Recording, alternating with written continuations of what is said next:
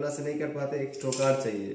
ट्रोकार लेके हम sharply abdomen को पेनिट्रेट करते हैं इंसिजन के बाद। गॉल ब्लैडर हमारे बॉडी का एक बहुत ही इंपॉर्टेंट ऑर्गन होता है। गॉल ब्लैडर जहाँ पे है ना बाइल स्टोर होता है और ये हमारे फैट के इमल्सिफिकेशन में बहुत ज्यादा मदद करता है।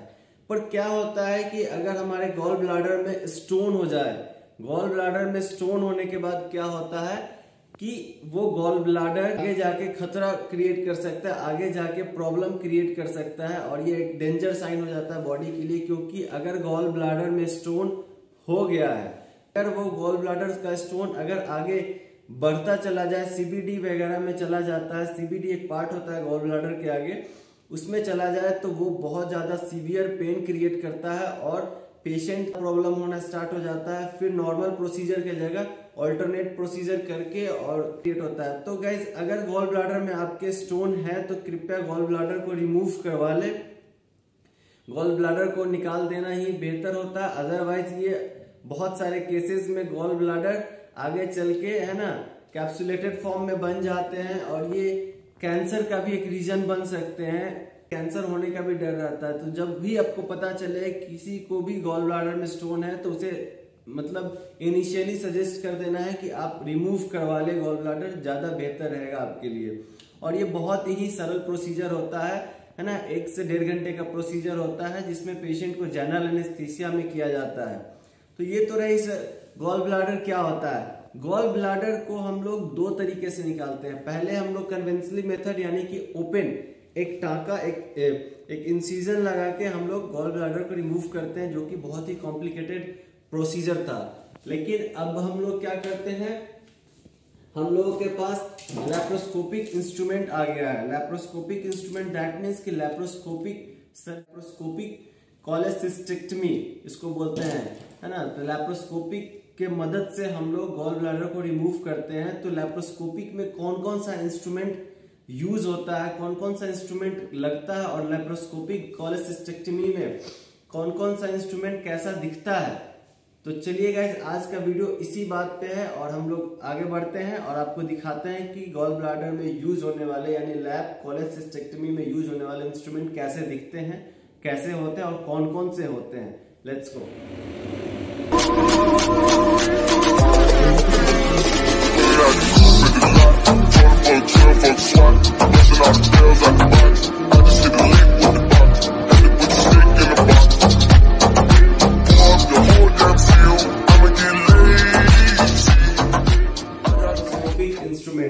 लैप्रोस्कोपिक इंस्ट्रूमेंट ये होता है गाइस जो कि लैब सर्जरीज में यूज होता है। बेसिकली ओपन कोलेसिस्टेक्टमी तो बहुत आप लोगों ने सुना होगा। लैब कोलेसिस्टेक्टमी में इस टाइप के इंस्ट्रूमेंट लगते हैं, है ना, लंबे लंबे पोर्ट के हिसाब से जाते हैं ये इंस्ट्रूमेंट। इसे हम लोग लैप्रोस्कोपिक इंस्ट्रूमेंट कहते हैं। सो लैब कोलेसिस्टेक्टमी यानी लैप्रोस्कोपिक कोलेसिस्टेक्टमी में यूज होने वाले जितने लैप्रोस्कोपिक इंस्ट्रूमेंट है लगभग इतना ही यूज किया जाता है। तो गाइस 1 बाय 1 आपको हम दिखाते हैं कि कौन इंस्ट्रूमेंट का नाम क्या है और वो कैसा दिखता है। तो स्टार्ट विथ ग्रास्पर और मैरीलैंड। तो गाइस ये जो इंस्ट्रूमेंट आपको दिख रहा है, आ जाओ क्लोज में दिखा। ये जो इंस्ट्रूमेंट आपको दिख रहा है ये इसका ये हैंडल होता है, ये हैंडल है, ये इसका सीट है और ये इसका जॉ है। और ये जॉ आप देख रहे होंगे आर्टरी के जैसा सेरेशन रहता है इसमें। तो इसका जो नाम होता है ये कर्व आर्टरी जैसा सेरेशन होता है और ये प्लेन होता है, इसका नाम होता है मैरीलैंड। तो लैप्रोस्कोपिक इंस्ट्रूमेंट में फर्स्ट इंस्ट्रूमेंट जो होता है उसको हम लोग मैरीलैंड कहते हैं। सेकेंड इंस्ट्रूमेंट जो हमारे पास है वो है एलिगेटर ग्रास्पर। किसी भी चीज को ग्रास्प करने के लिए यानी कि गॉल ब्लैडर को ग्रास्प करने के लिए हमको एक ग्रास्पर चाहिए होता है जिसमें इसका हम लोग यूज करते हैं। इसका सेरेशन आप देख सकते हैं, ग्रास्प करने के लिए बनाया गया है। तो इसका नाम होता है एलिगेटर ग्रास्पर। तीसरा जो इंस्ट्रूमेंट है हमारे पास, तीसरा इंस्ट्रूमेंट हम लोग बोलते हैं है ना ट्रॉमेटिक ग्रास्पर। ये आप देख सकते हैं इसका सेरेशन बहुत हार्ड होता है। सेरेशन ये इसका जो लाइनिंग को सेरेशन कहते हैं, सेरेशन बहुत हार्ड होता है।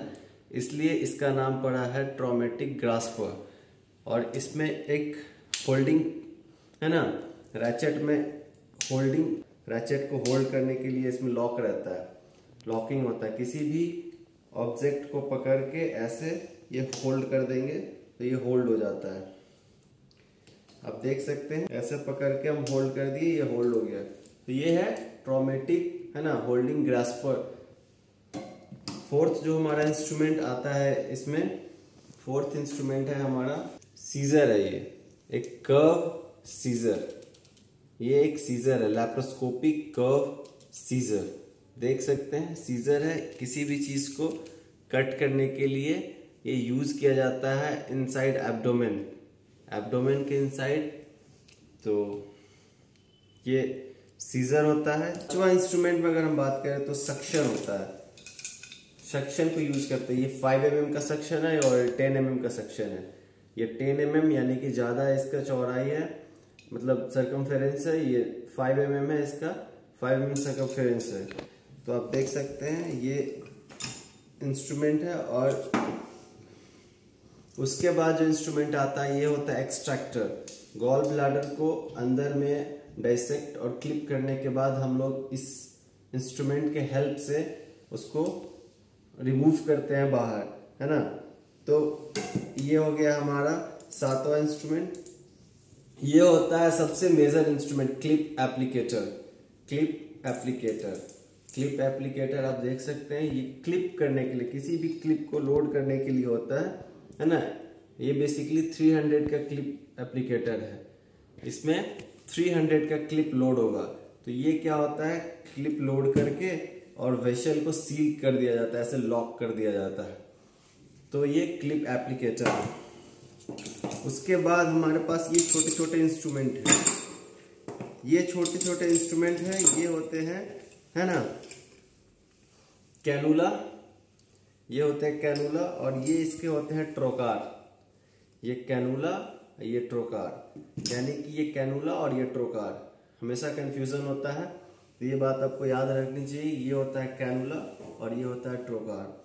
कैनुला के अंदर ट्रोकार जाता है ना।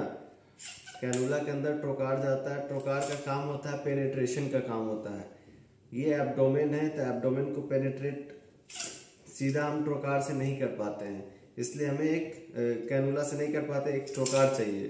ट्रोकार लेके हम शार्पली एब्डोमेन को पेनिट्रेट करते हैं इंसिजन के बाद। तो ये है कैनुला और ये है ट्रोकार। कंफ्यूजन वाली जगह होती है तो आपको पता होना चाहिए। तो कैनुला जो होता है वो एब्डोमेन में पेनिट्रेट करने के बाद ये चला गया और हम लोग ट्रोकार खींच लेते हैं और हम लोग इसी से काम करते हैं। ये 10 mm है, तो इसमें 10 mm का इंस्ट्रूमेंट घुसेगा, ऐसे घुस के हम लोग वर्क करते हैं एब्डोमेन के अंदर, आप देख सकते हैं, है ना। और अगर हमें 5 mm का यूज होना होता है, अगर इसी में हमें 5 mm का यूज करना होगा तो ये रिड्यूसर होता है।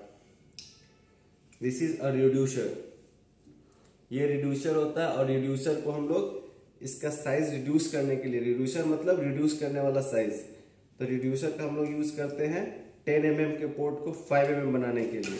तो आप देख सकते हैं ये 5 mm का है, तो हम लोग 10 mm में यूज करना है, तो हम इसमें घुसाएंगे और ऐसे यूज करेंगे। और ये स्लिप भी नहीं करेगा क्योंकि यहाँ पे रबर लगा रहता है, तो ये ऐसे वर्क करता है, ठीक है। तो ये कैनुला हमारे पास 4 कैनुला होते हैं 4 पोर्ट करने के लिए। 2 होता है 10 mm और 2 होता है 5 mm, है ना। 4 पोर्ट हमको जाने के लिए होता है लैप्रोस्कोपिक कोलेसिस्टेक्टमी में। एब्डोमेन में हम लोग 4 पोर्ट करते हैं, है ना। एक पोर्ट यहाँ अम्बिलिकल के पास, एक एपिगैस्ट्रिक के पास, एक पोर्ट है ना राइट साइड में और जस्ट ऊपर यहाँ पे 4 पोर्ट करते हैं और 4 पोर्ट से ही सर्जरी होती है। तो ये 4 पोर्ट, 2 10 mm, 2 5 mm। 5 mm में सिर्फ 5 mm का इंस्ट्रूमेंट जाता है ना। और ये इसका कैनुला ट्रोकार है। ये ट्रोकार 5 mm का ट्रोकार है जो कि 5 mm में इंसर्ट होता है। ट्रोकार भी 2 टाइप के हैं मेरे पास, एक होते हैं ट्रॉमेटिक, एक होते हैं नॉन ट्रॉमेटिक। आप देख सकते हैं ट्रोकार 2 टाइप के हैं, एक है ट्रॉमेटिक, एक नॉन ट्रॉमेटिक। ट्रॉमेटिक मतलब इसका टिप शार्प है, दैट मीन्स ये ट्रॉमा क्रिएट कर सकता है। और इसका टिप जो है वो ब्लंट है, ये ब्लंट है, ऐसे मैं मार रहा हूँ मुझे कुछ नहीं होगा क्योंकि ये ब्लंट है। तो ये यूज किया जाता है ना, जरूरत के हिसाब से कौन सा यूज करना है मुझे। तो ट्रॉमेटिक या नॉन ट्रॉमेटिक दोनों टाइप के होते हैं। 5 mm में भी सेम है, एक ट्रॉमेटिक है मेरे पास, एक नॉन ट्रॉमेटिक है। अपने अकॉर्डिंग यूज के हिसाब से हम लोग यूज करते हैं। और ये हमारे पास एक है वेरस निडल।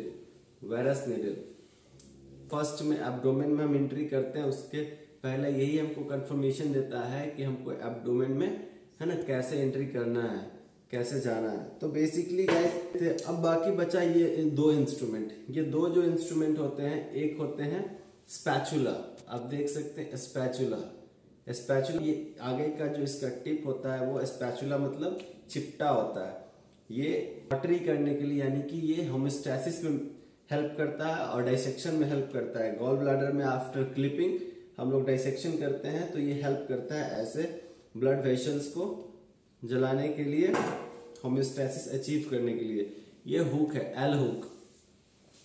ये एल हुक क्या करता है, एल हुक डाइसेक्शन मदद करता है after gall bladder dissection clipping. अब उसको रिमूव करना है तो आइदर हम अपहिल पोजीशन से रिमूव करेंगे या तो एल हुक से रिमूव करेंगे। तो ये हमारा होता है हुक, जिसको हम लोग कहते हैं हुक।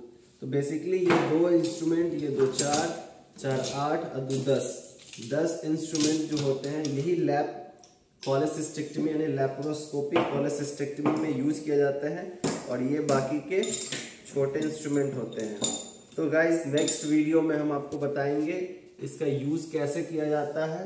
क्लिप एप्लीकेटर तो इसका यूज कैसे किया जाता है, गॉल ब्लैडर एक्सट्रैक्टर से गॉल ब्लैडर कैसे निकाला जाता है, और कोट कैसे डाला जाता है, ट्रॉमेटिक या नॉन ट्रॉमेटिक। तो नेक्स्ट वीडियो का वेट करें और एक बार चैनल को सब्सक्राइब कर लो, कमेंट कर देना, चैनल शेयर जरूर करना अपने फ्रेंड सर्कल में।